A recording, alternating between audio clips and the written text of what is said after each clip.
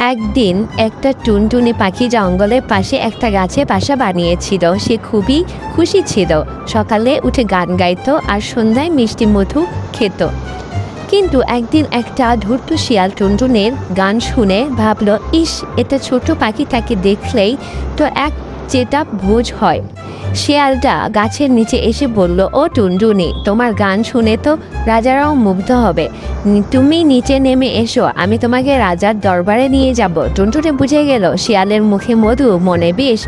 সে বুদ্ধি করে বলল, বাহ, রাজার দরবারে যাব, তাই তো, কিন্তু আমি একটু সাজগুজ করিনি। তুমি একটু চোখ বন্ধ করো, আমি আমার লোক ঠিকঠাক করি। শিয়াল খুশি হয়ে চোখ বন্ধ করলো। এই সুযোগ টুনটুনি উড়ে গেল দূরের গাছে। চোখ খুলে শিয়াল দেখে টুনটুনি নেই। তখন শিয়াল লজ্জায় মাথা নিচু করে চলে গেল।